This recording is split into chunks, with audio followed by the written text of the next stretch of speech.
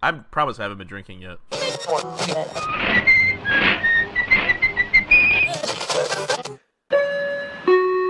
Please stand clear of the beers. Por favor, manténganse alejado de la cerveza. So while you wait. Three Sheets to the Mouse is an adult-themed podcast. Hey everybody, this is Whistling Disney, a couples podcast. Three Sheets to the Mouse may contain language and subject matters that aren't suitable for smaller aviators. And in true Southern fashion, we open up our homes to you, tell you to come on in, sit down, grab a drink. Okay, let's review. That is F-bombs, earmuffs, get drunk, smoke 'em if you got 'em, and send nudes. Anything else? Oh yeah, enjoy the show.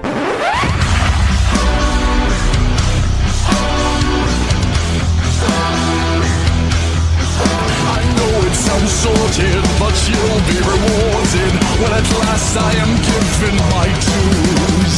And injustice deliciously squared be prepared.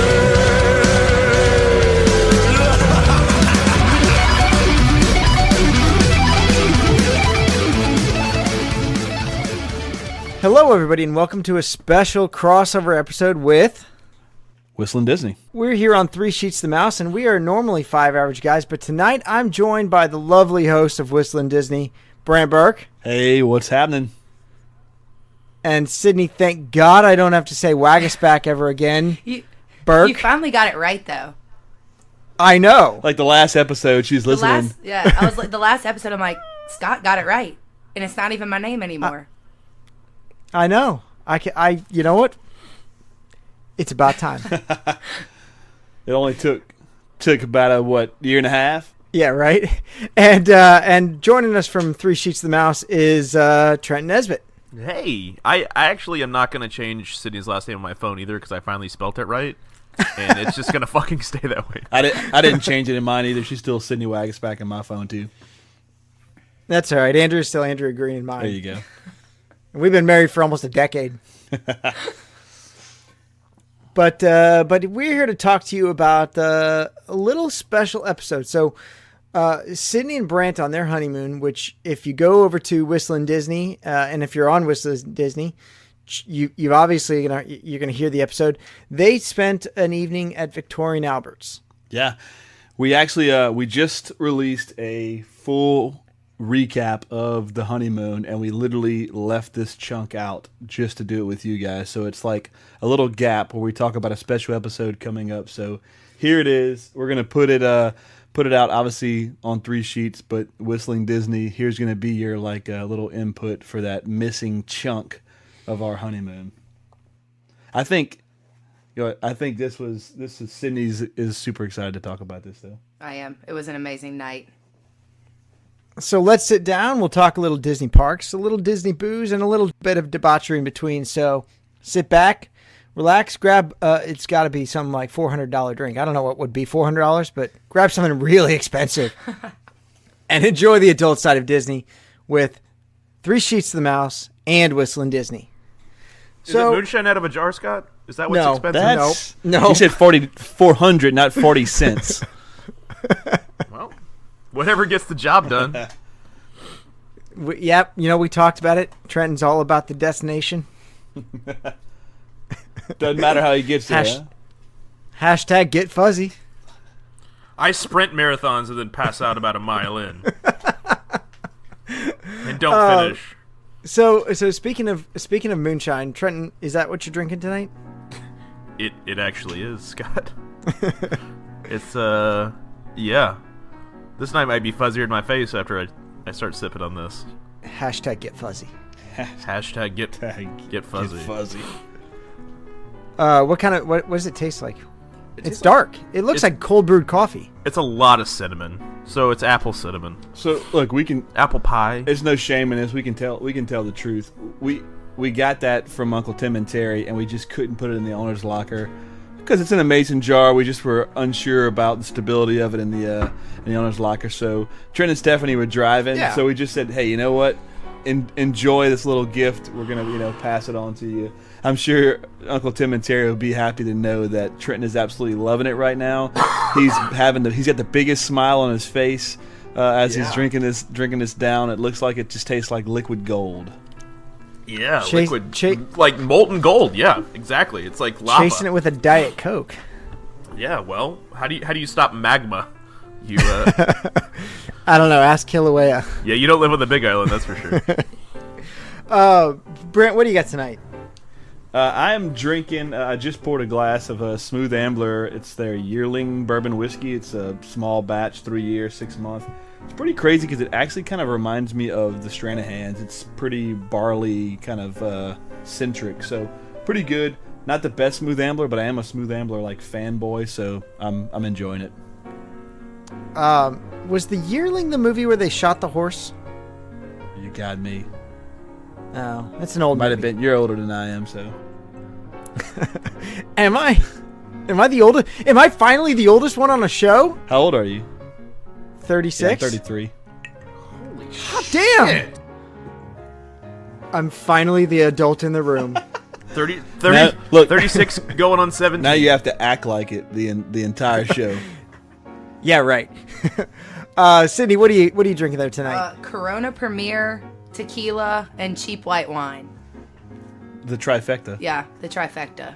Oh shit. That is the white girl that is the white girl trifecta. Should I call your job now and let you know you're not going to be there, or Really more my trainer I'm worried about making it to workouts in the morning. My job, it's not till 8, so I'll get there. That 6 a.m. workout's going to be rough.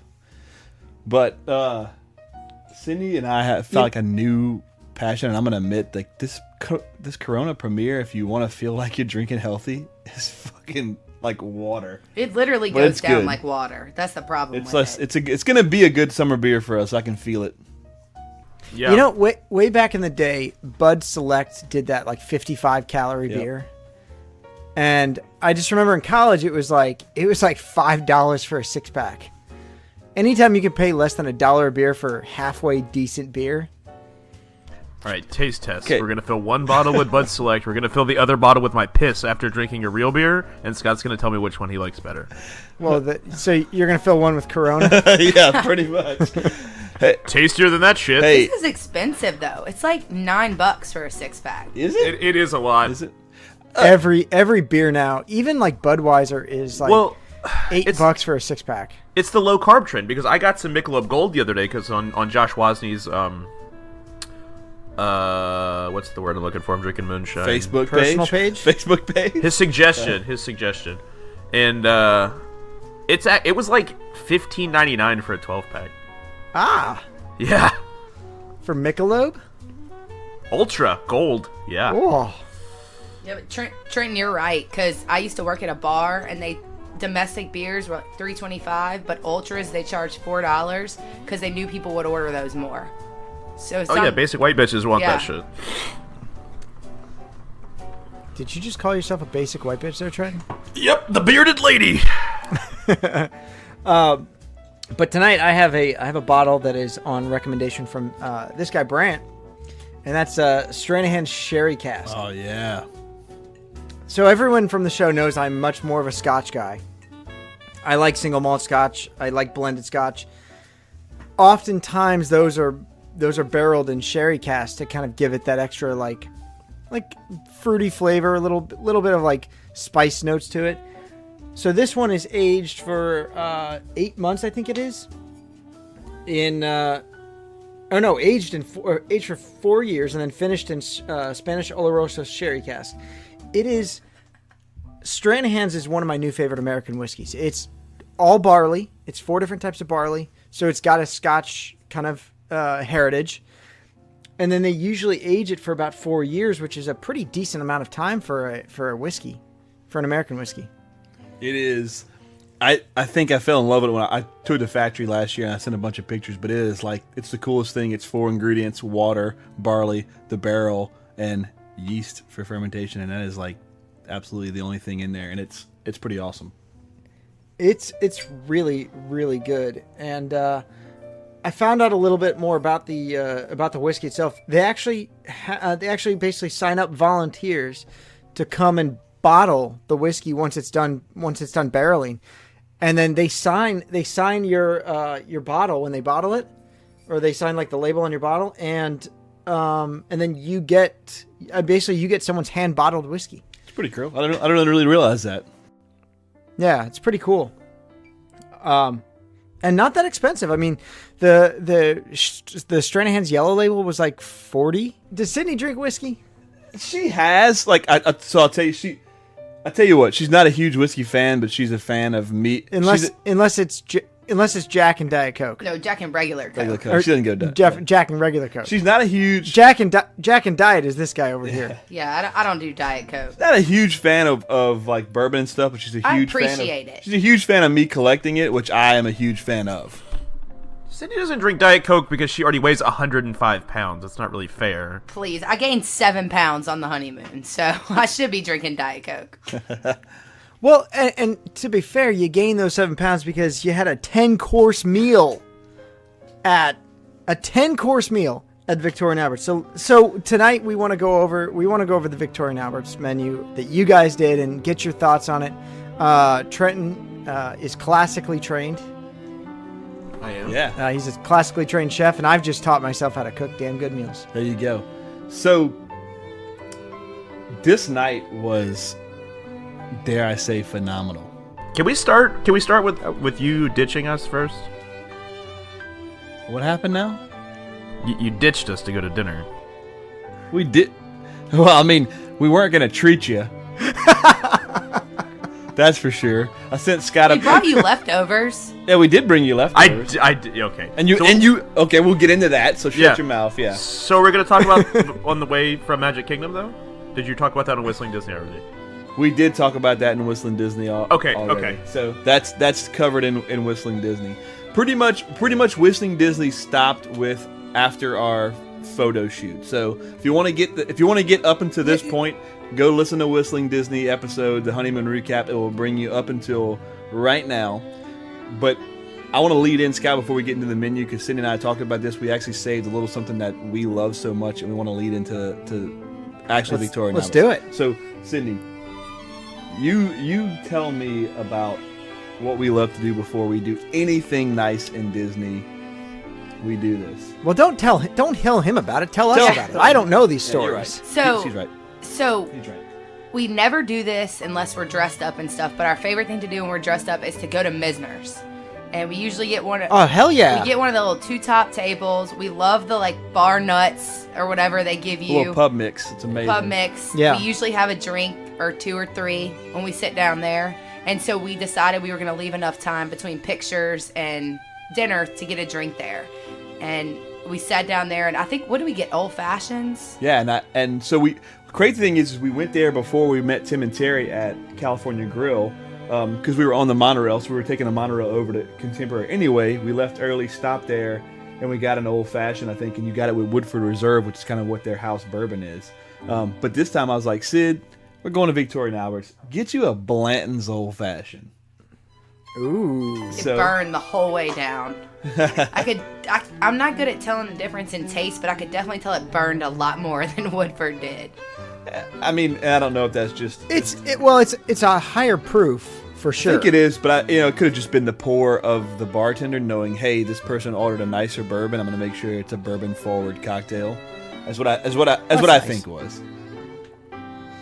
Misner's is one of the few places one of the few places, the only place you could, up until the opening of the Edison, get an aviation. Tammy, the bartender there, can make an aviation. We haven't met Tammy, but we need to ask for her next time, because there'll definitely be a next time. It's the only place you get the pub mix anywhere in Disney. It's one of the only places you get something free in Disney. Yeah. Do they still have the wasabi peas there? They're in the mix. Yes. Which we talked the lady into telling us where they get the mix from, and we just ordered some today.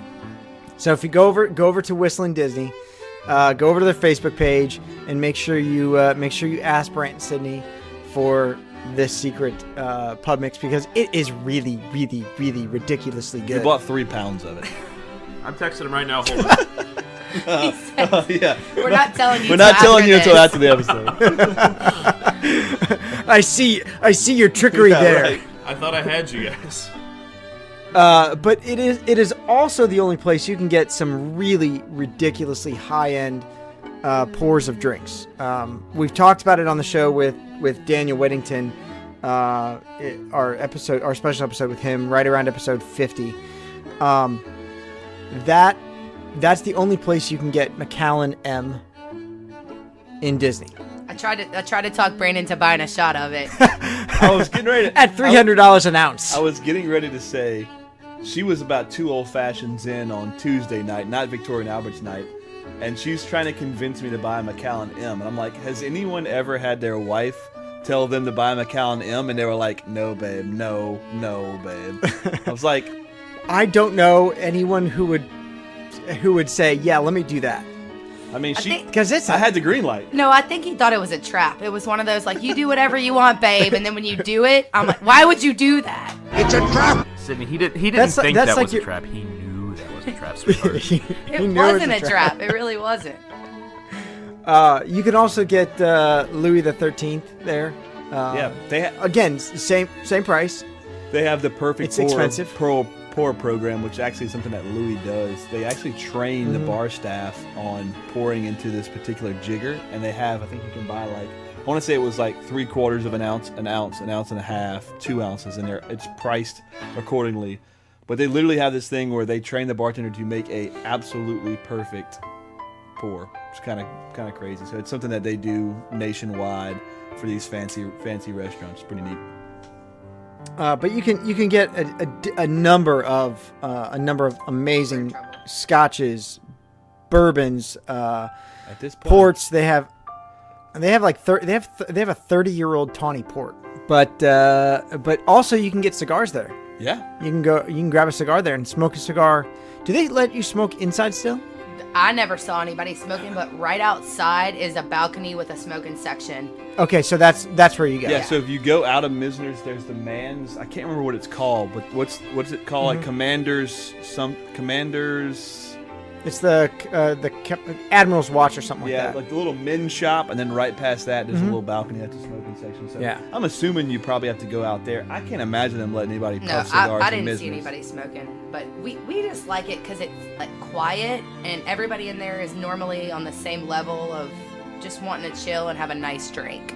Not too many people Yeah. slamming shots at the bar or No. getting rowdy No. or groups of 10 cutting up. It's usually 2 to 4 people. and I wouldn't do a that's, sheet up there. Yeah, it wouldn't be a place for a sheet up, I wouldn't think. Would I like it? Would you like it? Nah, you shouldn't go there. Yeah. Wow, that was definitive and quick. You didn't even think. Nah, you shouldn't go there. I'm trying to think of the name of the band. I want the Grand Floridian Society Orchestra or Jazz Appreciation, whatever That it is was. not what I thought you were going to say. They're awesome. amazing. Absolutely amazing. They are really amazing. If you like jazz music, if you like big band swing music, they play like everything from Glenn Miller to Duke Ellington to Louis Armstrong to Disney jazz versions, Their Disney which you're jazz probably versions hearing. are awesome. which you're hearing right now Yeah, because they're playing in the background. that's so awesome. That sounds amazing. I love them. I love that band. Yeah. They're really good. So, I'll cut back to one thing. I don't know. We did talk about it on Listening to Disney, but one thing that's cool too is the piano player downstairs that plays whenever they basically take a break. There's a piano player downstairs, and he takes requests. He takes requests, which is awesome. We danced to him. We talked about it in Listening to Disney, but we danced to him. But it was kind of at a request that we got to do Well, that. he asked us. We were taking our pictures, and the piano's locked. And he ran over there. He's like, "I'm gonna unlock the piano for y'all, so y'all can take some pictures."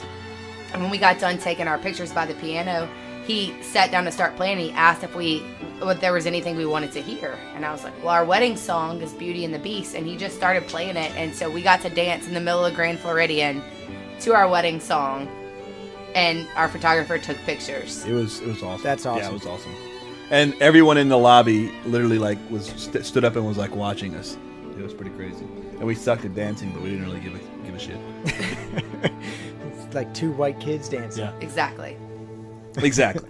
So So after Mizner's, you head down to Victoria and Albert's.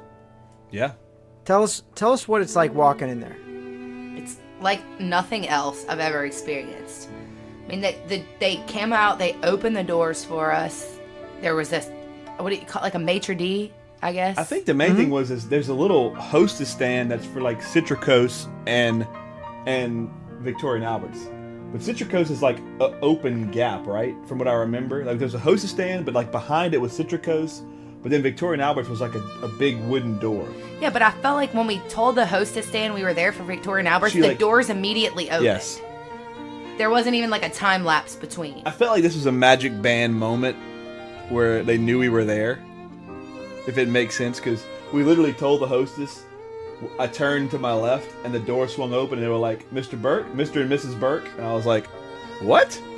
Like they opened the door to the restaurant. The maitre d' opened the door to the restaurant and like invited us in. Knew our names. Yeah. That's fucking nuts. Amazing. Fucking nuts. Now there is a dress code there. Absolutely. You guys are dressed up. Men must wear jacket and tie. Was it? No, not a tie. Tie is not required. Jacket is required. Oh, which is crazy because I saw people without a tie. But when I looked back at it, it said jacket, slacks, closed-toe shoes for men. Mm-hmm. Ladies dress. Maybe it was another requirement, but it was definitely Usually they dress. don't really enforce the ladies. They know because they know if the men's in a full suit, a woman knows what to wear. Yeah. And the only reason I say that, and maybe it is, maybe it is a tie required, but the gentleman that was sitting at the table across from us did not have a tie on. He had a very nice suit on, kind of Miami Vice style, open chest. But Disney can kind of be lax with the dress code. I can just tell you that. I wouldn't expect it at Victoria and Albert's. I wouldn't expect somebody to get in there without a jacket. Right. But maybe they let it slip on a tie. I don't know. I have heard from reviews and other stories about Victoria and Albert's. If you don't have a jacket, they will bring you one. So you must wear a jacket. I can definitely believe that. So we checked it.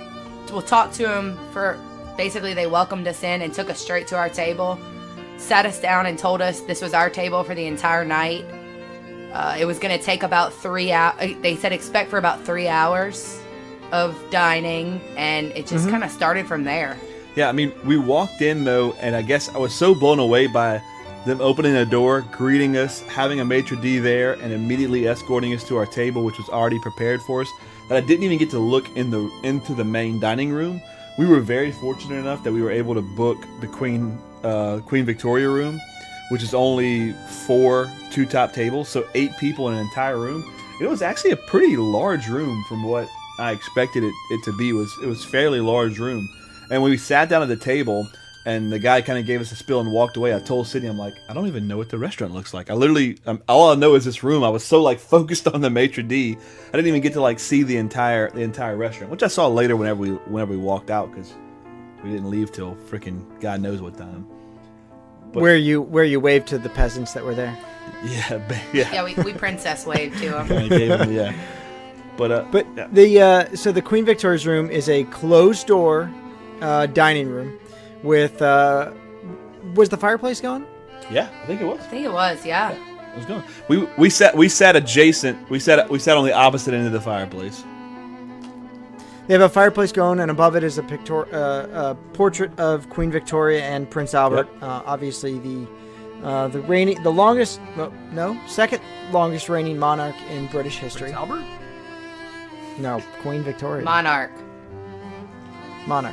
Prince Albert was just a consort. He can't be. Oh, okay. It's like Queen Elizabeth and Prince Philip. Oh, yeah, I totally understand now, for sure. Yeah. All right, peasant. But it seats only 8 guests, so it's a full room dedicated to only 8 guests, complete with an exclusive wine pairing. So these wine pairings are exclusive only to this room. So if you're in the main dining hall, you can't actually get the wine pairings that these guys had. It's a once in a lifetime experience, I would say, right? Yeah, and which is crazy is we actually did not do the wine pairing. Because I know when we started looking at it, and we don't don't drink a ton of different types of wine. And I talked to my brother. He had been, and he said they split a wine pairing, and it was $150 a person for the wine pairing. So we opted to get a $300 bottle of wine we knew we were gonna like. Instead of paying $300 for wine, half of them. I mean, it was 10. It was like a flight of 10 different wines, and over half of them were white. And besides Sydney's white girl wasted Pinot Grigio Woodbridge that she likes to drink, she really doesn't drink any other white wine, much less a $15 a glass, essentially white wine, right? I mean, this whole bottle was a half gallon for like $4. It was $12.99. Okay, so and I totally understand that, because these are some adventurous wines that if you're not, and I know they're paired specifically to go with the food, right? But if you're not into Rieslings, which I'm not, it would be tough to enjoy it. No, Rieslings, Sauvignon Blancs, Chardonnay. I mean, stuff I can't even pronounce. You know, it's just, I'm okay with a nice oaky, buttery Chardonnay. That I'm okay with. And we probably would have been too, but it was just a simple fact that I wouldn't want to gamble on 10 glasses. First of all, 10 fucking glasses of wine. Yeah, I mean, our waiter made our one bottle last all night for both of us. Which was one thing that was amazing. We ordered one bottle of wine. It lasted us. Well, we had a glass of champagne to start. And then he made a bottle of wine last us the rest of the night, which is great. So before we get into the dish, though, just about the room, some things that I remember about the room is this is where they had all the high-end booze displayed. So they had two little carts, and it had like all of the Louis, the Macallan M, super decanter bottles, high-end Macallan. All of that was displayed in this room on like these little, I would say 2x2 little kind of little carts, little end table kind of things. So you were in the room with, I mean, tens of thousands of dollars of liquor, like right there next to your table, kind of like luring you to ask, hey, what is that? You know? Oh, that's 25 grand worth of booze. And I remember about the room, I was cold. Right when we sat down, I was like rubbing my arms like I was cold. I didn't say anything. And the maitre d' came over and he asked me, "Are you cold?" And I told him, I said, because there was a door that the servers were coming in and out next to us. I said, when this door opens, I'm cold. And he said, well, can I offer you a cashmere shawl from Israel? And I was like, no, I'm good. And Brandt hits me under the table and I look at him. He said, take the shawl. I'm like, okay. So they brought her a Israeli woven cashmere shawl for her to just have over her shoulders for the duration. She had a sleeveless dress on for the duration of the evening, and the guy so fancy placed it on her. It was pretty crazy. So fancy, very fancy. I imagine to me this sounds like I'm gonna go total white girl here, but this looks like when they're on Titanic and they're dining in the main dining room and it's super absolutely catered. Dude, absolutely 100% painted, perfect picture painted. Yeah. All right, so let's get into some of the menu because it looks phenomenal. I'm just gonna say it looks phenomenal. So go ahead and take a shot. Sydney, you want to Yeah, start? I mean, I'll start by saying we picked up the menu and looked at each other. We were like, what is any of this? The majority of it we had never even heard of. And I mean, they brought the first, they told us the first course was coming and they put a mother of pearl spoon on our table. And he was like, he told us this is for the caviar. And so the dish, because you don't want to use a steel spoon or a stainless steel spoon with caviar because it will ruin the taste. Absolutely. We didn't know that. Yeah, so of the course. dish comes and I look at Brandt, I'm like, are we supposed to use this spoon for the whole dish or just the caviar? We were so confused. Here comes Julia Roberts in Pretty Woman. That's exactly what I felt like. We're getting to the first dish was the amuse-bouche. It was Delta asparagus with imperial caviar. So I'll just tell you that this dish set the entire night, and it couldn't have been any more perfect. The presentation, before I took the first taste, I think I looked at Sidney when they placed it in front of us. I was like, this is going to be fucking amazing. it was on like I would say a 6x6 piece of black, like stone, like tile.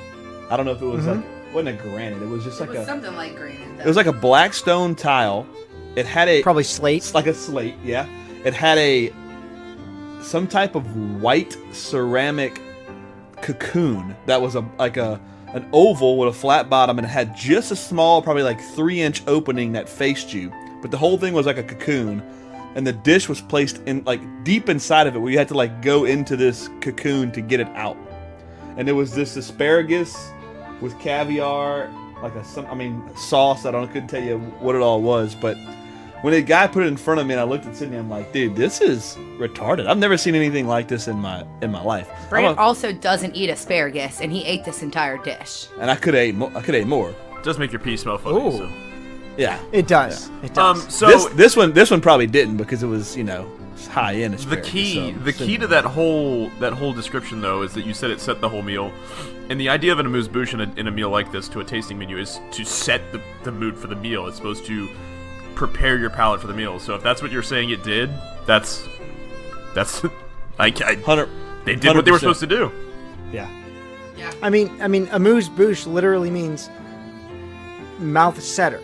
I mean, it literally sets the dish it sets your mouth to receive the rest of the flavors for your entire meal. And I would say that it was kind of acidic, maybe a little vinegary. I think it kind of, like you said, it kind of cleansed the palate, opened up all of our senses, kind of got you ready for the rest of the night, which was amazing. So now, did you get champagne with the caviar? Because I mean, if there's only one way to have caviar, and I've only had it like twice, you got to have champagne with it. We did. So that was the first drink we got. We each got a glass of champagne, and we drank that. I think it lasted us through into our second dish before we started on the red wine. And it was some Disney.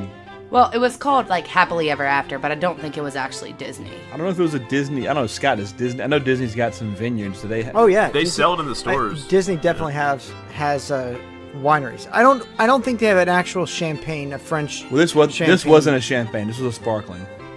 Okay. It wasn't a champagne. It was a sparkling. That's why I didn't know if it was. That amuse probably had champagne vinegar in it. Then I would assume. Yeah. I would assume so. It's probably champagne and white truffle sauce. It was awesome. So that sounds like an incredible dish. Now they did have an option for Sea of Galilee Austrian caviar, which is $110 or $105 for a half ounce. That's it? Yeah, hard pass. Hard pass. Hard pass. Unless you're a caviar connoisseur, I'd pass on that. That's probably the second time in my life I've eaten caviar, so we weren't going for the $105 extra. Totally okay with the caviar that came on the first dish. It was plenty enough caviar. So I'm gonna sound really, really bougie for one of the first times probably on the show. Is I got really used to eating good caviar when I worked at the restaurant that I worked at, because it was a 5-star French restaurant. So you really don't appreciate caviar until you get to try them next to each other, I would say. Caviar is very much I want to say, when you're like 17 and you try your first beer, in my case, 16 maybe, and everyone's like, oh, it's an acquired taste, you really have to get to like it. It's the same with whiskey. It's the same with whiskey, yeah. I mean, it's one of those things that you could try a $110 an ounce caviar, and it's like, okay, this tastes like salty fish eggs. Yeah. So, for you guys to say that you already could really appreciate the nice caviar, you guys must have some refined palates already. Well, we passed on the super expensive caviar. Yeah. But I can tell you, whatever they had in the first dish was. Was it black or orange? It was black. It's black. It was black. So it's probably Russian Imperial sturgeon. Excellent caviar. Imperial caviar is. That's exactly That's what what it was. I was going to say. It probably came from the fucking sturgeon in the land in the fucking the behind the scenes tour. There is sturgeon in that tour. There is. Yeah. There is. I know. I saw them right when I was walking back after I threw up. In our popcorn bucket. Okay, so your second of 10 courses. Your second of 10 courses. Sydney, what was next? Brandt didn't like this. This is the one you said you didn't like, right? No, I don't think it was this one. It's further down. It sounds good. No, this wasn't it. It doesn't stick out. Okay. I'll tell you that. I don't really remember it. I do remember being a little upset that there wasn't like a soup dish coming up at any, like in the second or third one. So Really? This There one- wasn't? No soup dish. The second course. So the second one we had was the New Zealand langoustine with pickled daikon and edamame puree. You said you didn't like this. I thought it was something later that I didn't like. I thought it was. So this is interesting. So this incorporates a kind of almost an all Pacific Pacific coast kind of thing. So you've got langoustine lobster from New Zealand, paired with Japanese pickled daikon radish and edamame puree. Interesting, very interesting. This one doesn't stick out. I It can't doesn't tell you stick enough out. about That's it. what I'll say. Enough about it. I can't tell you enough about like the presentation or anything about it to tell you that it was amazing. So I will agree that this was probably one that I wasn't very big of a fan on because I couldn't tell you much about it. And nothing was bad. It just, this one doesn't stick out. And we didn't want to be rude and take pictures of everything, but I kind of wish we would have. To remember them a little bit more, but yeah. And it doesn't stick out because I can tell you one of the things is the next dish was fucking amazing. And I can remember a presentation. Oh, this on it. one looks amazing. I can tell you this one. So the next dish was Virginia black bass with poppy seed and a lemon ravioli. And it was served, I'm pretty sure this one was served in a bowl that probably the bowl that the fish was in was a half a cup size. But it was in a little hemispheric bowl, and it had probably a freaking 13-inch diameter rim on this bowl. This is how they serve a lot of the soups. Like if you go to Artist Point and get the portobello mushroom soup, it's like a bowl and then a plate on top of it. It was Wait, so the this biscuit counts be as a our soup? guest. Well, Yes. Yeah, the biscuit be our guest. Remember oh, my the sense? biscuit be our guest was like That same stupid yeah. fucking bowl. it was probably the same freaking bowl. Probably was. So, Scott, this counts It's as the a soup? dumbest. You think this is the soup? This kind not really, because this is a ravioli. I was thinking we'll get to the soup later, which is a soup / stew. But the ravioli, Okay. We'll get to it with later. the ravioli, so was the poppy seed and lemon, was it like a gelatin almost inside the ravioli itself with the fish on top? Fish was on top of the ravioli. Ravioli was underneath. I can't remember what the consistency of inside the ravioli was, but I just remember this one was after having the amazing amuse-bouche, and the second dish that was kind of just okay was my favorite. I remember this was like every bite was just oh my god. Like I could have ate this as an entire entree. It was so exploding with flavor. I like lemon. I like citrus, and I like citrus on fish. And this just was all over it. Because Yeah, and with the black bass, that lemon flavored ravioli, the poppy seed is good. It's gonna make that dish just shine. I could almost see this as if they did the poppy seed and lemon with like an egg yolk ravioli and put it on top of that. Oh, probably. I wish I knew Probably. more. I wish I knew more of what was in it. I mean, what was in the ravioli? I don't know. Do you remember what was? No. I mean, there was so much, it starts to blend together, too, with what looked like what and how it tasted. Because we didn't take pictures. Right. Oh no, But I know it was good. I wouldn't either. I mean, you guys enjoyed your night, obviously, so it's when you're stopping to take pictures and you're stopping to. I mean, so honestly, this night wasn't about this podcast. It was about you guys having a great time. So whatever you remember, we appreciate.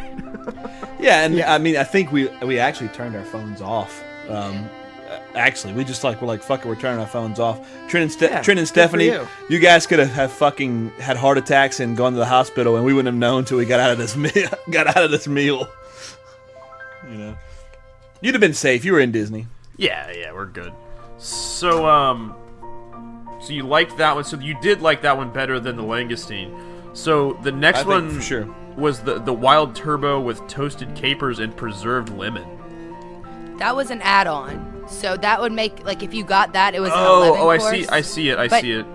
I did get that one. Oh, did you? Brandt did not. Okay. So that was the first add-on that Sidney did, but I opted out of it just for the simple fact, and Sidney knows, I'm not the biggest seafood fan. I guess because I've been pelted with it my entire fucking life. I don't know. Dude, turbo is one of my absolute favorite fish of all time. It's It so good. It was the best fish dish I've ever eaten in my entire life. It's so clean. It's not.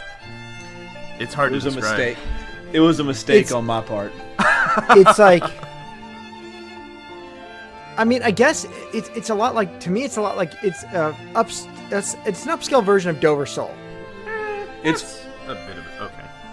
It's fucking Wagyu of fish. Yeah, Yes. and I've never had it before, but I felt like the fish itself was so like fresh and not fishy that it took on the flavors of what they put on it. Which is And I don't absolutely know amazing. if that's true, but that's how it tasted to me. It does. Turbo is one of those fish that takes flavor very well because it's such a clean, Delicate Yeah, fish. it's a very delicate fish. It's very. I mean, I'm sure it just melted. Yeah. Well, once again, I mean, toasted capers and then preserved lemon. So once again, it was fish and lemon, which I think, I mean, I know it kind of was redundant because the last dish was fish and lemon, but this one I feel like was 180 opposite from the dish before it that was fish and lemon.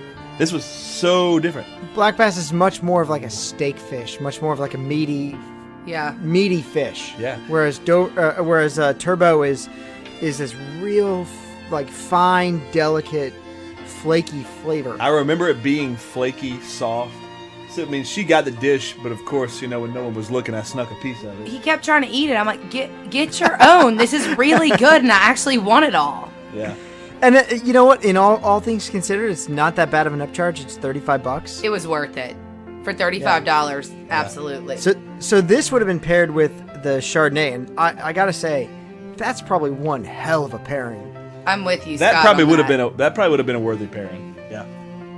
That would have been really good. So finally, we come to probably what I think is the only soup on the menu, and that's the Dover sole with Spanish chorizo bouillabaisse. The red sauce that I did not like. It was a red sauce. It didn't look like a Yes. soup though. It was liquidy, and it was liquidy around that Dover sole. And I'm telling you that, I mean, I distinctively remember, because I remember I told you, I'm like, I typically like red sauce, but this is the only red sauce we've had come across the whole menu, and I didn't like it. It had a super unique taste that was strong. Something in it was fucking potent. That would be probably the bay leaves and the rosemary. It didn't taste like those though. Yeah, but I've didn't eaten taste that like before. those. She's cooked with that before. It was not that. I don't know what it was. It's not described in the description on the menu, but something in there was super potent. And I mean, it was okay. So at this point, I had done the asparagus, the langoustine, the black bass. This would have been the fourth dish that I ate. This is the first thing that I didn't eat every single crumb on the plate. Well, this This is the also first. doesn't sound like something that's as delicate as the other dishes you've had, though, up to this No. point. Was it the chorizo, maybe? Do you think maybe it was... Possibly. I mean, it was Possibly. the... You don't know where that... So chorizo is such a broad term, right? I mean, I'm sure you've had chorizo before, right? I mean, was it that flavor? Yeah. I don't know. Could have been. I don't know. But it was potent. Whatever it was. But this was the first dish that I left hanging on the plate. I didn't finish all. Unfinished. Unfinished. I even finished. That's what I'm saying. I finished the langoustine. That's what she said. She didn't think I didn't like it, which, you know, I just said yes because she's my wife now. But I ate all of that. I ate all of that dish, and she just cuts me the bird. See, And she's holding it. Chorizo is not typically in bouillabaisse. Bouillabaisse is a French seafood stew, which we kind of talked about a little bit a couple of episodes ago with the new Be Our Guest menu coming out. And they're offering a saffron seafood bouillabaisse, which it's not really bouillabaisse. It's basically a piece of fish with some like lobster claws, some shrimp, and like a broth that's like laid over it. Bouillabaisse to me is like a hearty, poor man's French stew. I mean, I feel like this was definitely. You feel like it was hearty, Sidney? It was hearty for sure. I mean, I feel like it was. And I mean, and maybe Scott, maybe it was whatever was in that bouillabaisse that I just was like, man, this is overwhelming. The flavor was almost overwhelming because I think everything up until this point was fairly light, and this seemed like it turned bold. into full, heavier dish. But- You said it was kind of the transition of the meal? Yeah, it was getting definitely like deeper in the flavors. But what we didn't even mention at all is the bread, because it's not on the menu.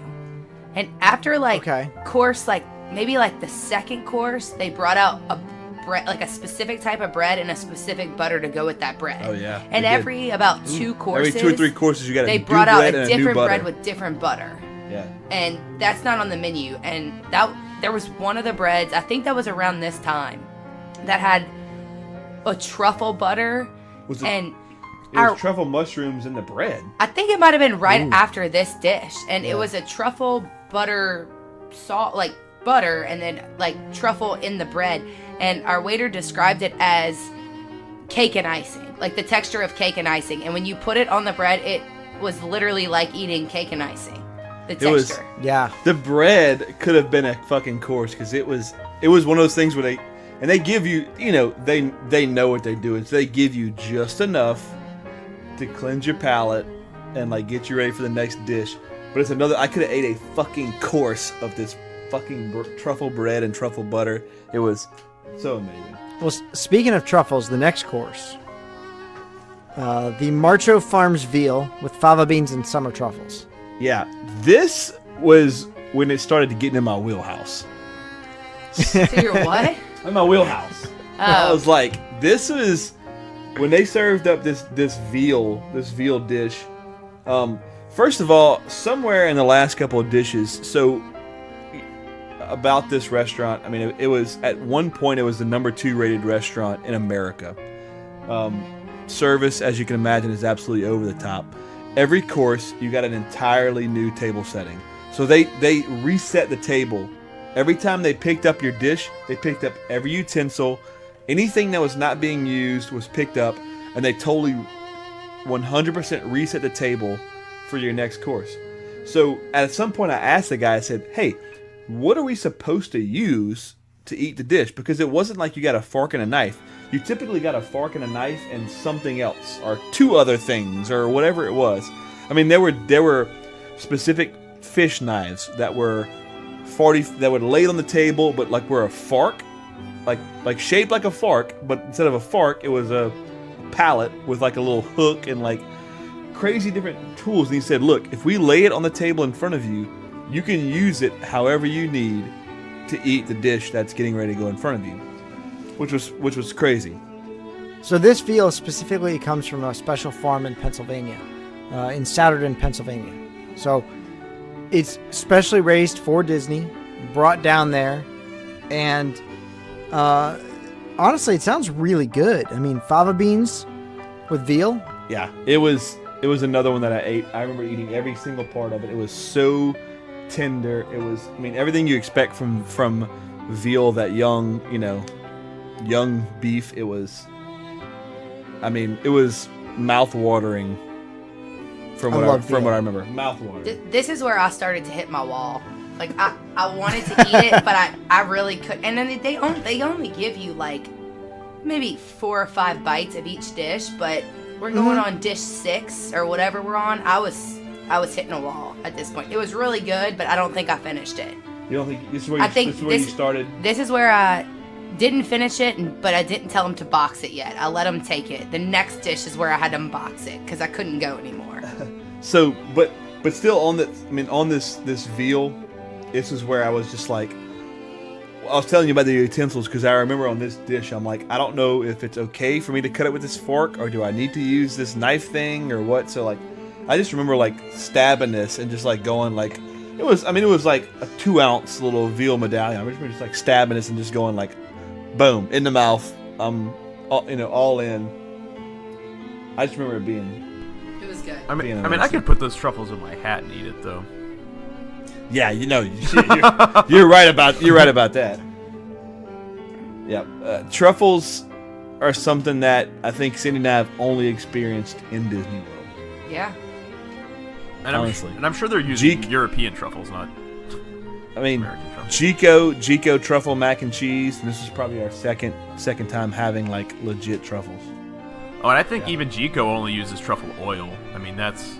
No, we got. No, the mac and cheese, they Had shave shaved like truffle. 5 does little it? pieces Yeah. of truffle. Oh. I don't think they serve it anymore. Yeah, I think it's 'cause off the menu. When we went, they didn't have it. We went in 2016, and it was crazy. We went in 2016, got the truffle mac. The chef brought it out, and they forgot to put the fucking truffles on it. And literally, the chef ran out, chef hat, coat, and all, and like was like, "Do not eat this." And he ran back to the kitchen and like, he was like, "I put extra on there for you. It's our mistake." And like, it was just truffled out. And remember, it was so much a big dish. We brought it back to the room And ate it for breakfast the next morning. It was fucking amazing. Speaking of pig, so the next dish, Yes. Sid. because now you get some pork here. Sid. What? I remember you like digging on this. Yeah, the Brussels sprouts. So what was the next dish? I can't say most of this. Charred leek. No, I'm just kidding. Charred leek dusted wild boar with leek fondue and Brussels sprouts. That sounds It was epic. It was amazing. I take it back. This was the one where I started hitting my wall. Because I remember This sounds incredible. This was one of my top dishes we had. I loved it. But I love Brussels sprouts when they're done right. Mm-hmm. It was super good. They were cooked well. And I don't eat Brussels sprouts. And he was eating them. And I ate them. Mini cabbages. That's what I call them too, exactly. mini cabbages. See, at the beginning of this meal, I told myself, I'm a pretty picky eater, but I told myself that I was going to eat every bite of fucking everything, and I tried to do it, and I got through a majority of the meal. I don't think it was until like the big finale dish that I started kind of crashing, but I think I ate, besides that, the Dover sole dish, I ate all the veal, I ate all of this. Yeah, but he's open-minded picky, and that's one thing I'll say too, because my mom loves fine dining, but I would never take her here. Because she's so close-minded about trying something weird. Brandt's open-minded, so he was willing to try it, and he loved it all. But if you take somebody that's closed-minded, no, you're wasting your money. See, and we were discussing this, and I was talking to Trent about this earlier. I would love to do this, but at the same time, I know my wife. I know Andrea is very open to fine dining, but there's a lot on here. Like, she would not eat the wild boar. She doesn't really eat veal.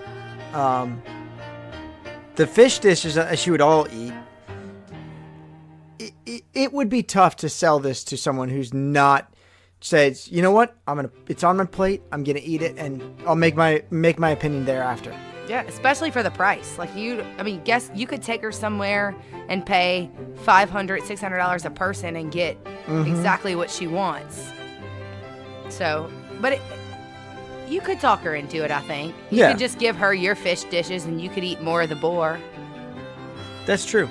So after this dish... Wait, Scott, before you go on.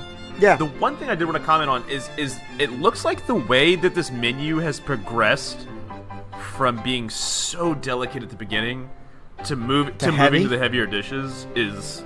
I mean, I don't know if people look at that or not, but it's one thing that I noticed when looking at this menu, because boar compared to, like, the sole or the langoustine is just...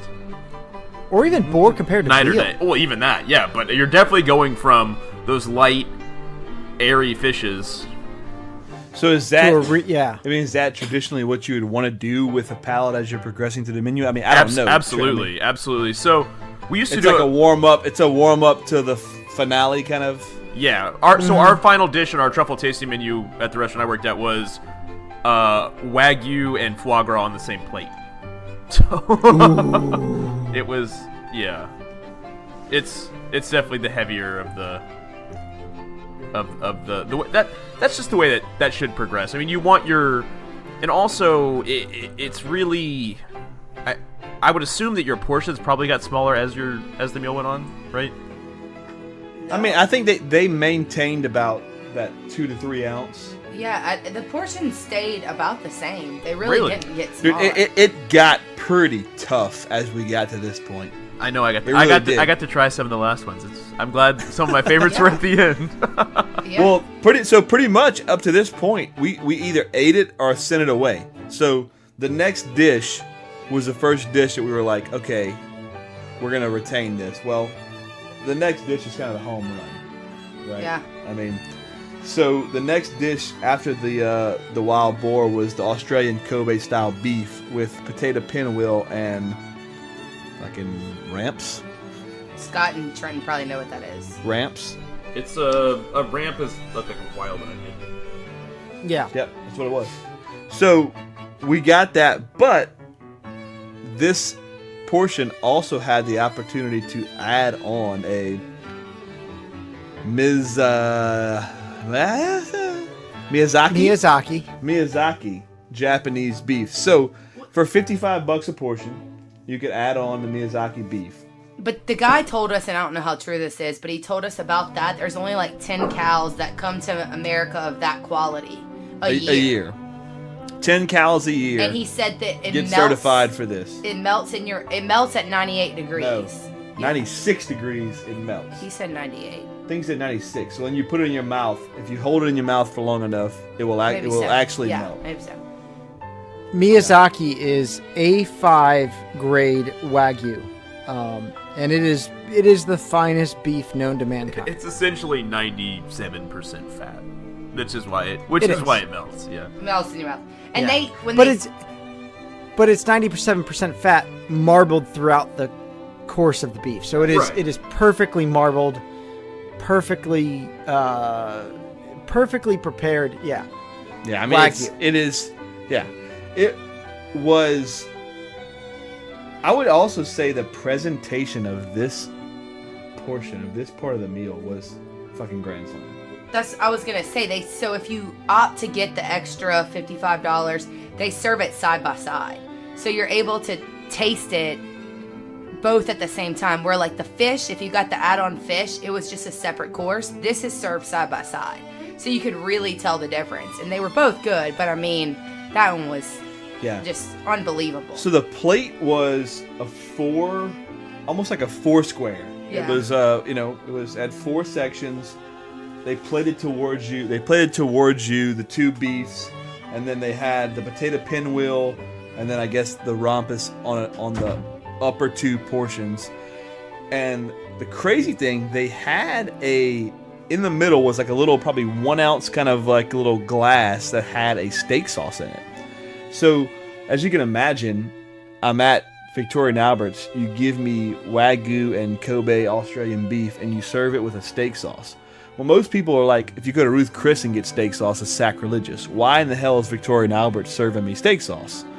Well, the maitre d' tells us that they make it every day, this steak sauce, or they start a batch every day. It starts at 6 gallons. Oh yeah. Of this, and they reduce it down to 16 ounces. It's essentially a demi-glace with. Yeah, I mean, so it starts at a 6-gallon batch and it reduces down to 16 ounces. So imagine that. I mean, like a Kentwood water bottle down to a styrofoam cup of steak sauce. Yeah. It's probably a super rich concentrate. It was fucking retarded. It was like you literally just wanted to. I literally like would dip the tip of my fork in it, and the steak sauce, and then hit the beef, and it was plenty enough steak sauce to cover the Trenton beef. got to taste it. The steak sauce was in it. It was in the thing. I don't know if he used it. Yeah. Well, yeah, I mean, yeah. Why would you have not? Yeah, I did. It was really good. Dude, I ate this fucking steak cold out of a box. The next day. After you broke into our room. The next day, I think. I had a magic man to get into your room, and I ate it cold. And I'm glad you did, because I'm glad you did not reheat that. Right, in a microwave. Cook it more. Yeah. Scott, yeah, it was. I look dumb. I'm not dumb. I know you're not. It was crazy. So the Kobe was served in one solid piece. It was probably about a 2-ounce piece of the Kobe Australian beef.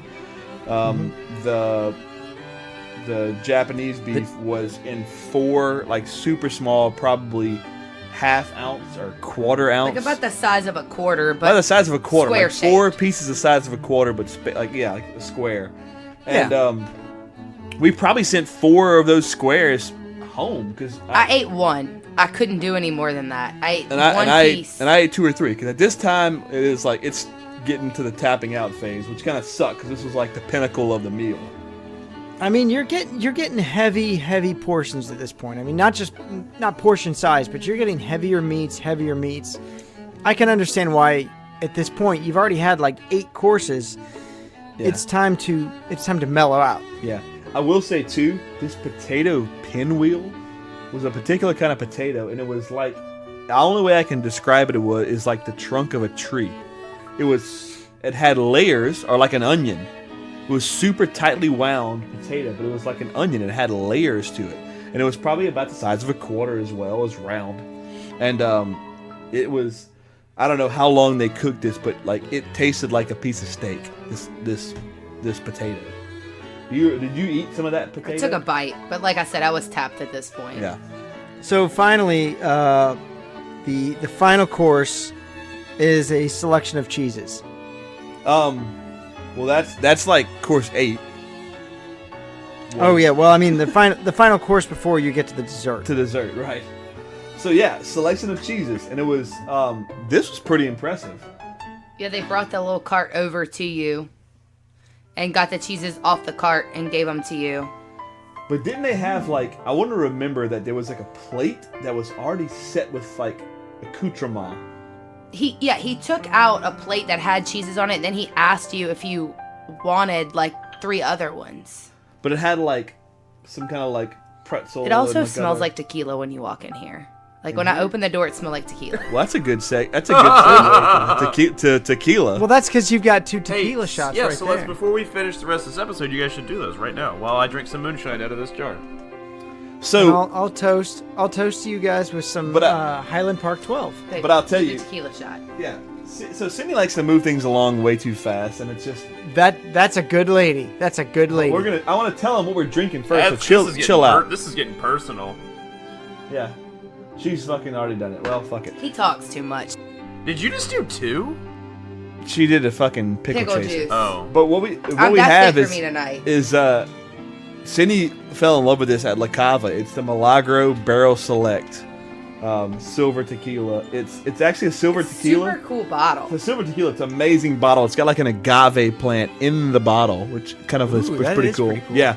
But it's one of the only silver tequilas I know that's actually barrel aged, but short enough to still qualify it as a tequila. And it's good. You can get it at La Cava. It's the silver tequila that's in the La Cava flight. Yeah, see, most tequilas that are silver are just put straight into stainless steel barrels to stop them from getting any kind of barrel flavor. But this is actually considered a silver, but it's actually a barrel-aged silver. So probably like very 2 young. months, maybe. Yeah, very young. It would probably go good with this cheese we were talking about. Shut up. So Sidney's ready to go to bed so she can work out No, in the I'm morning. not. I'm fine. She wants more tequila is what she wants. Right. Always. So cheese, it was like 4 varietals that they had on there. I know one of them was a Stetson Blue, same kind of thing, kind of Trenton as they had at I love Stilton. Stilton cheese is one of my favorites. Stetson's the cowboy hat. It was Stilton. No thanks. But it was like 4 different varieties of cheeses. They were all pretty good, but this is a dish we kind of just literally kind of poked in. We didn't really dig so into full it. at this point. Yeah. I would have. Yeah, and then you're gonna add cheese on top of that. You're just like, it's like just pile it on, man. Yeah. And then while we were eating the cheese, he's like, pre-dessert's next. I'm like, there's pre-dessert to dessert? Well, it was a palate cleanser up to dessert, right? I had, at this point, I told him to box everything else for me. Don't even bring it out to the table. She did. So everything after this point was just boxed. I hate myself for not trying the desserts in the refrigerator. Dude, you missed out. So the first dessert was a lemon strawberry cremeux. Cremeux. And I remember this one being not of the 2, not my favorite, but I remember it being extremely sweet. Strawberry flavor was definitely prominent in it. Just creamy, nice, easy to eat. I think I ate probably half of it, but it was definitely a great introduction into the dessert. It's like a French flan. Yeah. I do too. Flan is so good. Sidney, the last dessert, what was the coolest thing? They had a 24 karat gold leaf on top of the dessert. Yes, I've seen that. We took a picture of that, so I can send y'all that picture if y'all want to post it, because that was pretty cool. It was the last dessert, and it was the last portion of the meal. Not the end of the meal, but it was the last portion of the meal, and it was fucking awesome. It was a chocolate. So this was the bittersweet chocolate dome on praline crunch. Yeah. So you're not from the South because you just said praline. Because it's a praline. It's a praline. In the South, they say praline. It's a praline. I live in South Carolina. I say praline. You're not from you're not from the South. South Carolina's not the South. South Carolina started the South. Sorry. Did I forget that the fucking Civil War started in South Carolina? My bad. Sorry. I don't care. Sorry. Sorry, not sorry. Wait. Aren't Cajuns French? You guys don't even count. If you Yeah, don't, they're British. They're Arcadians. We learned this on the Canada podcast. yeah, bittersweet chocolate dome with a praline crunch was fucking phenomenal. I forced myself to eat every bit of this dessert that I could because it was so amazing. Bet, man. And it reminded me, the praline reminded me of being in Louisiana, because New Orleans, if you go to New Orleans, there's a praline store on every fucking corner. Wait, what's a praline? That you can get. Fuck you, Trenton. Yeah. Sugar candy with pecans, not pecans. He wouldn't know because because he didn't even eat the dessert we left in the fridge for him. Yeah, if you'd have ate the dessert, you'd have You fucking... know what a praline left was in the if you would have fridge ate for the me? dessert. How do you think it feels to go, hey, there's probably $200 worth of food in the refrigerator. Just have whatever you want. It's like... Better than us telling you we didn't even fucking bring you anything. I could have said, don't touch the leftovers, Yeah. eat the fucking ham and bread. Which I brought sandwiches. Yeah, well... At least we offered you the leftovers. Did you guys have the coffee with your bittersweet chocolate dome? Because those two combined would just be like a dessert orgasm. The coffee is the craziest thing I've ever seen there. So they bring out this coffee pot to your table. It's from Germany, right? And it brews all on your table, like not manually, but what's the word you would use for it? Pretty much manually, like no electricity involved or anything. Brandt can explain it better because he's way more detailed oriented than I am, but it's the coolest thing ever. They bring this really weird looking coffee pot out to your table and brew the coffee at your table. We're actually going to buy one of these because it's the fucking coolest thing ever. So, basically, it was right after dessert, or right about the time of the last dessert, we asked for coffee. And Sidney is not typically a coffee drinker. I was falling asleep though. But she was like, I'll take a cup of coffee. So it's this coffee pot. It's basically a vacuum coffee pot. It basically brings you, it's two vessels. The top vessel has the coffee grounds in it. The lower vessel has the water. Underneath it, they put a flame.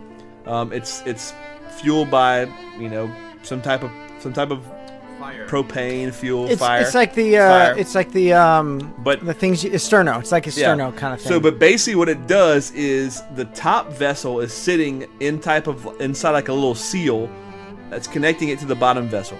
The water boils in the lower vessel and becomes water vapor. So it vaporizes out of the lower vessel into the top vessel, which basically the vapors catch the coffee grinds. But when they rise into the air, because the top vessel is the top vessel is open, as soon as they go through the coffee grinds and they be exposed to air, they turn back into water, and they sit on the bottom of that upper vessel. I'm watching this as we speak. Okay. And it's like chemistry. Magic. Yeah, it's like chemistry. It's chemistry meets right? magic meets Merlin. Right. So I've never seen anything like it. So the lower vessel is boiling water. It's evaporating while you're sitting there watching it. It evaporates. It goes through the coffee grinds. As it picks up the coffee grinds, it turns back to water, and it basically sits on the bottom of the upper vessel because it can't go down because there's air pressure in the lower vessel from the evaporating water. When the lower vessel completely evaporates and that last pocket of water goes out to the upper vessel, the lower vessel then has a vacuum because it has no more air in it because it's evaporated out. And it literally sucks the water from the upper vessel back down and pulls all those coffee grounds. Well, it's filtered, but it pulls all that coffee ground and water back into the lower vessel, and you have the absolute most purest fucking bowl of coffee you could ever fucking imagine. It is an entire pot of coffee but it is 100% the absolute most purest. I mean, it's pure water because it just came from fucking water vapor. So any impurity in the water has been boiled and evaporated out. It is like the most absolute purest pot of coffee you can imagine. Now, it took about 15 to 20 minutes Yeah, for it this. was kind of a long process. It was long. It took 15 to 20 minutes for this to happen in front of our eyes. But it was the centerpiece of our table. I mean, it stood like 15 to 16 inches tall, this pot of coffee in front of us. And we drank it, and it was, I mean, Sidney had fucking 3 cups. Yeah, we had actually bought the Victorian Albert's like blend from Disney, and we tried to make it in a regular coffee pot, and it was terrible. He wanted to serve it at the wedding. I was like, this is terrible. But once they made it in that pot, I was like, we need one of these pots because this is really good. For a cheating version of that, what's the thing where it's like an hourglass kind of thing? What is that? I don't get down on that bitter thing, man. For some reason I don't like IPAs very much. Oh, see, I love bitter coffee. Well, I don't think this wasn't bitter at all. I mean, at all. I mean, And they brought me like raw sugar cubes okay, to drop in it. it's called Kona. It's Kona. Kona vacuum coffee maker. Okay, Kona vacuum coffee maker. Oh yeah, it's $229. Yep. Yep. That's it. There's another one that's very, very simple, and it's just escaping me. But I'm telling you, we look. Sidney and I, after this night, we looked at all of the vacuum coffee makers. The one that they have is the fucking best, and it's the fucking coolest looking. And my thing is, how badass are you gonna be if you're hosting a dinner party and you're like, anybody want coffee, and you bring that to your bust table? this out. Yeah, and at a dinner party, it's gonna be fucking phenomenal. The thing I'm thinking of is a Chemex. Oh, yeah, no. Get the Kona vacuum siphon coffee maker. But yeah, you can actually go get the coffee on Joffrey's website. How was it? Did first of all, does anyone take their coffee black? I drink coffee black all day. How was it? Best pot of coffee in the universe.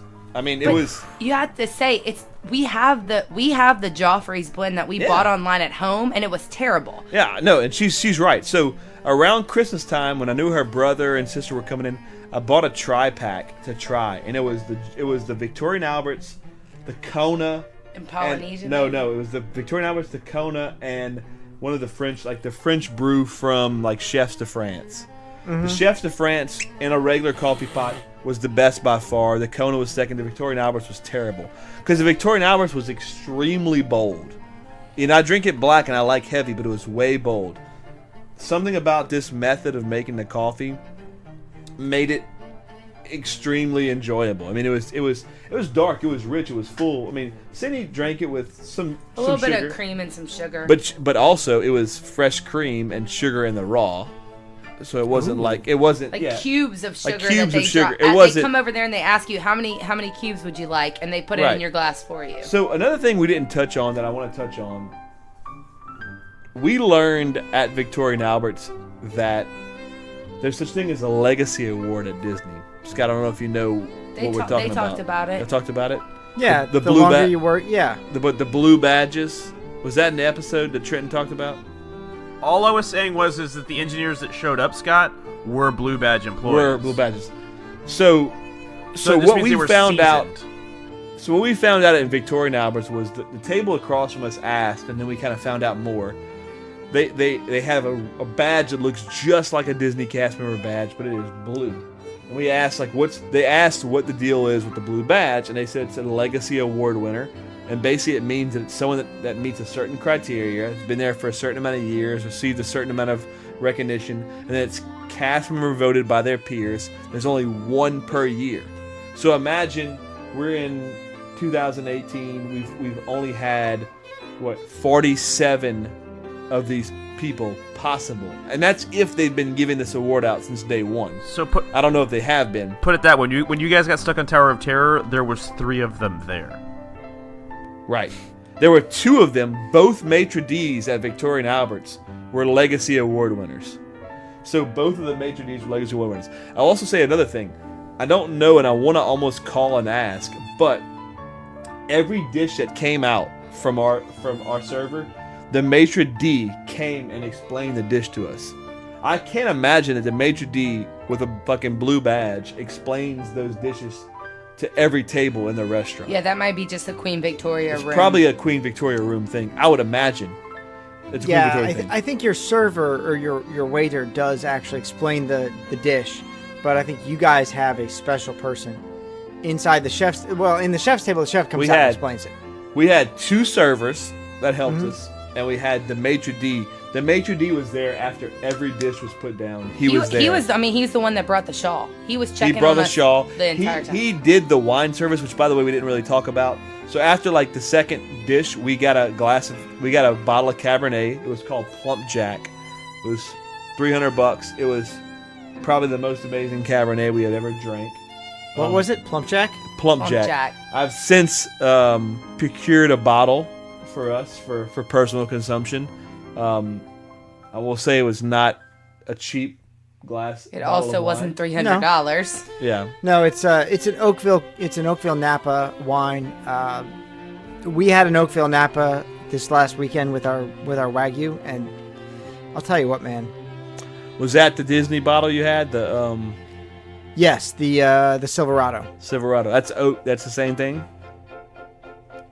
Yeah. They have a winery up in Oakville.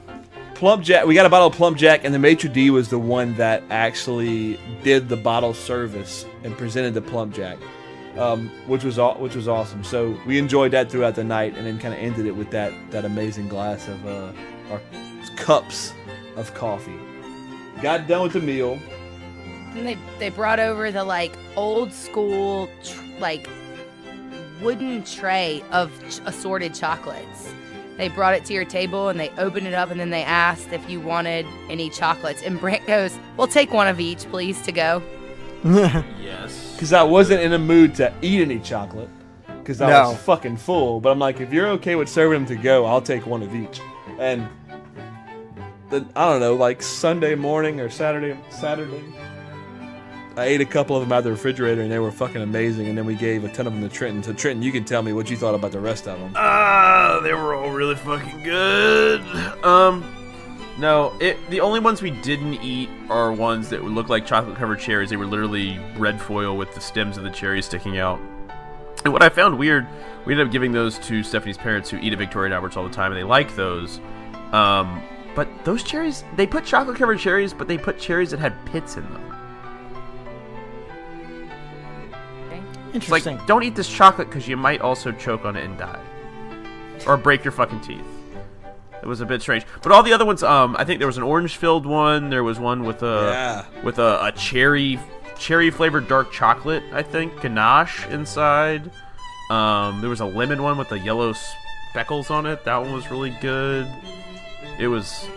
I'm not a chocolate guy, and we ate all of those, we were gonna bring some to her parents, and we were got there, we're like, oh, we brought you the chocolate covered cherries because we fucking ate everything else.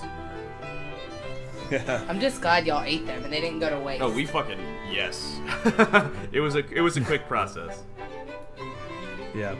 No, I mean the whole night was special. It was amazing. We left. We got up from our table, and they kind of helped, I guess, assisted in escorting us out, and took some pictures of us in the resort. I mean, I think we were if we weren't the last people to leave, we were I think we were the last people to leave that night. Well, it took us about 3.5 hours, but the 4 hours, and the people next to us had sat down an hour before us, and they left about 15 minutes before us. They were almost 5 hours. 5 hours. So this is the thing about Victoria and Albert's. The whole restaurant is 48 seats, and they seat 48 people a night. So when you sit down at Victoria and Albert's, you have that seat the entire night.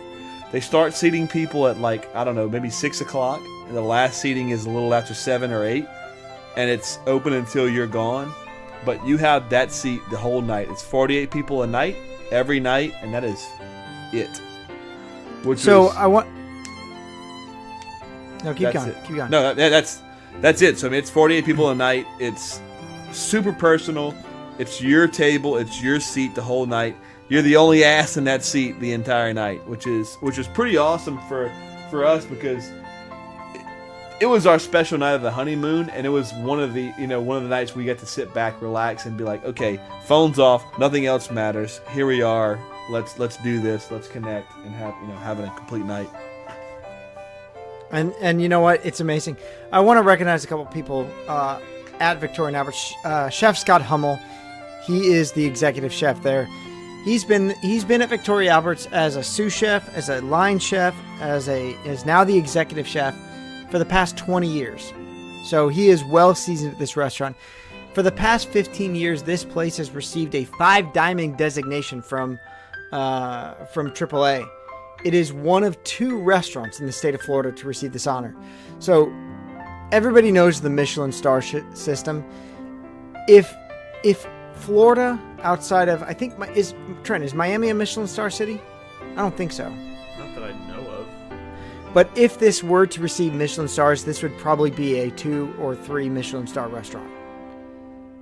I mean, it is that good. So Scott Hummel and his staff have done a wonderful job with this restaurant. Israel Perez was your maitre d'. Israel and one other guy. So if you... There was 2 gentlemen. Israel was definitely one that we interacted with the most. The other guy wasn't a maitre d'. He was like helping our server. Eric Herbacek, he's the executive pastry chef. You see him on the Disney specials all the time. He does some great work. And then Amy Rivera, she's the chef de cuisine. She's essentially helping prepare your meal. She's the one preparing most of your meal. No, Israel's the one that's listed as the maitre d' on our menu, and he was definitely the one that was there. Every handoff, every dish handoff, he was right there. I felt like I said, there was 4 tables that were live, active in that Queen Victoria room, and he was there. Every time one of those tables got a dish, he was right there in that room. I mean, I felt like he was in the room with us, like 75% of the time. He was right there. Yeah. He was the one that gave Sidney the shawl. The shawl. Yeah, and he was right there. Amazing. Absolutely. I think I read another thing before we had got to the restaurant that it was a AAA 5-star or 4-star, 5-star restaurant, 5 Diamond restaurant, but it's also a Forbes top restaurant recipient, which I want to say it's only one of a handful of places in America that holds both of the awards. It's the only one. It's a prestigious restaurant. No joke. Super. No joke about it. Like I said, at one point it was the number 2 restaurant in America. I can believe that. So, you remember Amy Rivera, the one we were just talking about, who's the chef de cuisine at Victoria and Albert's? Yeah. She was the chef at the restaurant that I worked at here in Somerville. No way. That's Yep, amazing. The Woodlands in Somerville, South Carolina. So That's Stephanie's amazing. parents actually know her. She worked there a little bit before me. So she always comes out and talks to us when we eat at Citrico's or Victoria and Albert's. Awesome. Yeah. So it kind of ties the whole episode together. I've been waiting to tell you guys that. That's pretty awesome. That's pretty awesome. End of the night was amazing. We got escorted out. We got amazing pictures taken in front of the doors with Victoria and Albert's and all that. And then a crazy thing that Sidney and I, not even Victoria and Albert's related, but we told Trenton and Stephanie that our favorite walk in all of Disney was the walk from Hollywood Studios to Epcot through the boardwalk and all that. But I think we found one that probably rivals that, don't you think? It was a good walk. Is that the walk from Poly over to Grand? Or vice versa, yeah. Yeah. We walked from Grand Floridian back to Poly. It was quiet. It was also kind of late at night. I mean, it was 11:30 11:30 at night. Yeah. That's a relatively new walkway. It's pretty cool. It's amazing the transition between the 2 resorts, huh, Sid? Yeah, you can definitely see the transition, like, as you walk. But it's awesome. I would do that walk any chance I got. How long did it? I mean, it took us, what? 15 minutes, and we were at Maria on the complete opposite side of the Polynesian. So if you were anywhere other than that building, it's a much shorter walk. Awesome. Well, I think I want to thank you guys for coming on the show and co-hosting this sort of crossover episode, because it's great to talk to you guys on set, So give me some final thoughts of this entire meal. Because I think we can also say there's a pro tip about this and how this came to be. So the pro tip, so I talked to you about this. There's no doubt that this is a stretch for anyone. I don't care who you are. This isn't a over the top meal. I mean, I would say our final bill got into the four figures on this bill. But the way we did it was, Sidney and I are undoubtedly blessed. But this is not a meal we would have normally done on a normal trip to Disney. What we did though is, I would say anybody out there, get a Disney Chase Visa card.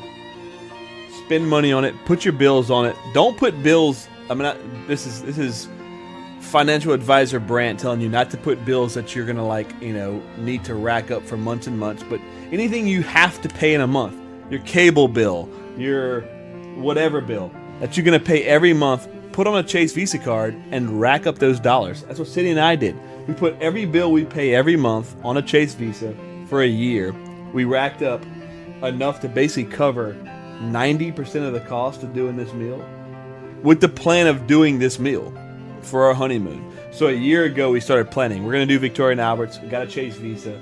Everything went on this. Every single monthly bill went on the Chase Visa. We got it paid off, and we used those dollars to do this meal, and it was that so is a worth it. smart tip. Smart So tip worth to it. do. We definitely did not do this out of pocket cash. No way we could have afforded to do this. Yeah. Not a cheap meal. And when you come away with it, the entire meal, you probably paid, after tax, tip, and gratuity, a third of what it fully cost. Or Maybe less even than- a quarter. Less than that. I mean, I'll tell you, the Queen Victoria room was $235 a guest. Mm-hmm. We told you we paid $300 for a bottle of wine. That was basically our meal. We bought. Sidney got a $35 turbo fish. We got two $55 Japanese beefs, and we paid tax and tip on top of that. So, do your math. It wasn't cheap, but we paid for. I think we paid for over 80% of it with points from our Disney Chase Visa. Don't you think? Yeah, it definitely helped. We probably wouldn't have done it without it. Yeah, exactly. So we saved those points, racked them up for over a year, and paid for a large portion of this. Yeah, it's an event. I would say it's an event. It is an event, no doubt. It's definitely a special night out, but I definitely I think everybody should experience it once. Whatever you got to do to save and do it, it's a once in a lifetime experience. I would say plan ahead for your anniversary, plan ahead for your honeymoon. Make sure you're talking about this with your significant other a year out. Start planning for it, because, I mean, unless you got the money just to throw at it, you like us, you got to plan. I mean, we had to plan for this. This wasn't just something that we were like, we're gonna do. And in unrelated news, in a year's time, when Brandt and Sidney do their first honeymoon in Disney, they'll report live from Casey's Corner. Exactly. Fuck that place.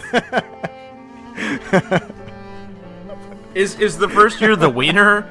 Is that the wiener anniversary? Wiener as the gift that year. Right. Not a diamond. Not a Well, I'll definitely buy you the footlong if that's. Oh shit!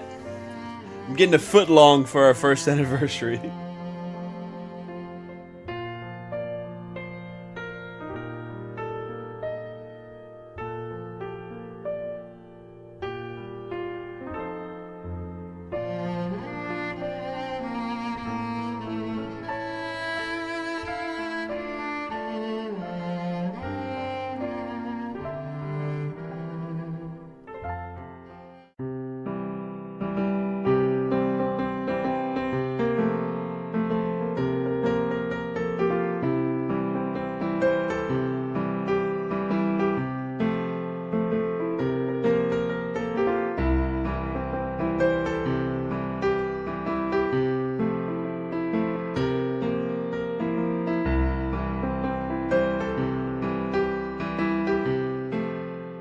But I want to thank you all for joining us on this special episode, this special crossover episode of Three Sheets of Mouse and Whistling Disney. if you enjoyed our shows, go over to iTunes, go to Whistling Disney, search in Whistling Disney, search in Three Sheets, rate, review, subscribe to both shows. They're wonderful shows. I gotta say, I'm a big fan of Whistling Disney. Trenton loves it. I think we all whenever love there's an Whistling episode. But you know what? That's the beauty of it. I'll tell you what. Subscribe to it. Auto download. So every once in a while you'll get a notification that, hey, there's a Whistling Disney episode. And Exactly. it's like you Christmas never morning. know. You never know. Christmas morning, exactly. It's like a visit from the Tooth Fairy. Yeah. Because me and Stephanie talk to them every single day, and we still don't even know when the fuck they're gonna come out. So Exactly. We don't know either. Yeah, we don't know either. So if you wanna follow Three Sheets over on Instagram and Twitter, we're at 3 Sheets Podcast. If you're in the parks, tag us on your Instagram. Don't forget to use the hashtag 3 Sheets Nation, the number 3, because numbers are cooler than letters, right? Absolutely. 3 Sheets Nation, hashtag that. The hashtag Get Fuzzy, Yeah. because we're making that a thing. Hashtag Puke and Jones popcorn Get fuzzy bucket. Puke and Jones popcorn bucket. Hashtag no, I'm better now. But the best way to join both Whistling Disney and 3 Sheets Nation is to go over to Facebook, facebook.com/group/3 sheets to the mouse, or Whistling Disney. What are you guys at? It's the same thing, facebook.com/groups/Whistling Disney.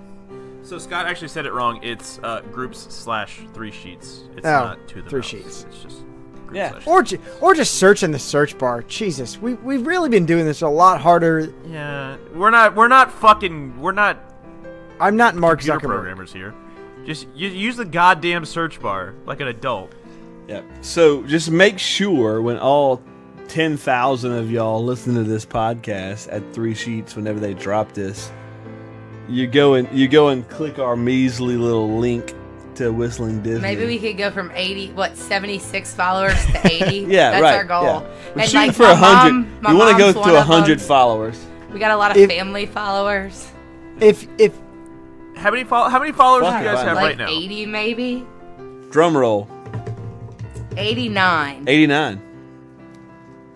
If they get to 150, I will get drunk as fuck and go on their show and talk about whatever the fuck they want to Done. talk about. And I'll be angry. We want to I'll be hear happy. I'll be sad. the Whatever volume you of want. puke into the popcorn bucket. so basically a Friday night. Yeah. Exactly. Yeah. There you go. So if you really want to interact with us, head over to the Facebook groups, facebook.com/groups/3 sheets, or facebook.com/groups/Whistling Disney. That's where you can become part of our groups. They're fun. If you're a cheater, head over to Whistling Disney, follow them, join them. It's a lot of fun. You'll get notifications when they put out an episode, because it's just, you know what? We don't really have a couples podcast, a couples Disney podcast, where it's just a man and his woman talking about Disney. A man and his little lady. Yeah, I mean, What about a woman and her man? oh, well, fuck. Here we go. Oh, that too. But, I mean, it's true. It's true because I will tell you, we love you guys, and that you guys inspired us to podcast. There's no doubt about that, right? I mean, Sidney, We found them by that. yeah, I mean, we were looking to do this, and we found 3 sheets. But I will say that being a man with his lady, it gives me a whole different perspective. I mean, I listen to you guys, and I absolutely love it. But when I get to experience Disney with Sidney, which if you change 2 letters, it's Disney. Yensid. Just call her Yensid. Yensid. What about your heterosexual life partner that you shower with?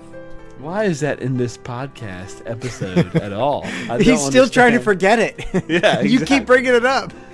Sydney wanted I rub soap on your chest. Sydney wanted to skip that in our honeymoon recap, but I kind of like blurted it in there. But anyway, It was your fucking idea. Yeah, for it 3 was sheets. it was my idea.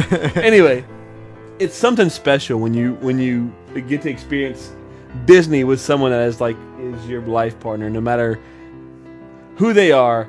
It's an amazing feat. I always say Disney is better experienced with friends Lifelong Absolutely. friends, no matter if they're your friend every day or your friend that lives halfway across the U.S. Disney is always better with friends. Absolutely love it, and every day I would say that's the way to go. Disney is always better with good drinks and good company. Absolutely. Yes, and thank you, Scott, for having us on with you guys. Yeah. We had fun for sure. No, thank you for letting us be a part of your show too, because this is one of our first crossover episodes, and so we want to thank you for joining us. So, Trent, give me some closing remarks for tonight. Oh, I wish I could eat that cold beef out of that I refrigerator. bet it all was over amazing, again. even cold. In someone else's hotel room where they weren't there. Where were we? Hey, were We you were on in a Epcot. shitty mattress or are you on the good mattress? No, I don't even remember. I definitely had the beauty rest. You guys had the camper mattress. Don't even get me riled up over that, please. You guys had the We All-Star also mattress. didn't get certificates for going to 4 parks in one day. But it was a great trip. I'm glad you guys got to experience that restaurant. It's I mean, I can only assume how fantastic it is just from looking at the menu. And listening to your You got to taste a quarter of explanations it. of it. I did. I got to try some chocolates, and I could have tried more, but I didn't want to get greedy because I thought you guys were gonna maybe eat it later, and then you just didn't, and then we were leaving, and it was fucking still there, and I couldn't eat it all at once because then I looked like a savage, and then Maybe Brandt will take you one night. oh shit, Brandt. Did you shower too, or You is it better just get yourself a dinner? Disney rewards card. I already have one, Save motherfucker. that shit, baby. Save it. Yeah, we already spent all. That's how we covered our food and wine bill this past. So it's we kind of did the same thing. But I'm glad you guys came on to experience this and share your experience with 3 sheets. Thank you. So Sidney, give us some closing remarks. Your first time on the show. Give us some closing remarks. Yeah, no, I'm just thankful that you let us come on, and I know you said it's your first crossover episode, and you probably won't get any followers because the only followers we have are family and 3 sheep people. Hey, But, hey, you know what? Family is family. I think most of them are in the group already. That's why I have to think be that's- careful what I say. I think that's a country song, actually. Family is family. Yeah. Hey, I What's her like name? it. Oh yeah, Casey Musgraves. Yeah. Casey Musgraves. I like country. Believe it or not, I We like do country. too. We like country. Yeah. I But no, love I'm country. I'm thankful. It was a great trip, and I'm glad I got to tell you guys about it. I appreciate it. So Brandt, wrap this up. Wrap it up. Oh God, this could be all night. This could be all night. I mean, I'll say I'm so happy that Sidney allowed us to go to Disney for our honeymoon because initially this started off as a much bigger trip to a Caribbean island that was going to cost about just as much money as us buying fucking DVC. So with that being said, I think it was a great idea. I'm glad we decided to do this. Like we talked about early in the episode, it wasn't extremely relaxing. Or maybe we talked about that in the Whistling Disney episode. Disney never is. It wasn't extremely relaxing vacation. However, for a Disney vacation, it was extremely relaxing. We dialed it back a whole lot, which I enjoyed. I enjoyed spending a lot of extra time with Sidney doing nothing in Disney and soaking it in. I liked the resort, especially on the pool day. There were some other things about the resort that were less intriguing, but overall the trip was great. I thought it was incredible that we get to spend 7 days with Trent and Stephanie. They're some of our best friends, and it was super enjoyable to do that. I think we had a very good balance of time with them, time with Sidney and I, and it was great. And Victoria and Albert's was definitely the highlight of the trip. When we were there, it was absolutely just Sidney and I in the room, which was pretty incredible. Amazing adventure, culinary adventure, but also amazing adventure in Disney, and something that we never dreamed that her and I would get to do. So super amazing. Thank you for having us on to get to talk about this. Thank you for letting us focus almost 2 hours on this one meal, and getting to release it as part of 3 Sheets Quickie and as part of Whistling Disney. I couldn't have asked for a better couple hours with you guys to talk about this. So thank you very much. Well, look, like I said, we love having you on. Disney is about family. Disney is about friends. And anytime we can have family and friends on the show, it's amazing. And so I am honored to say on your podcast and ours, from all of us here at 3 Sheets to the Mouse and Whistling Disney, thank you for making our show part of your Disney life. Thank you for your time, this time, and until next time, so long for just a while.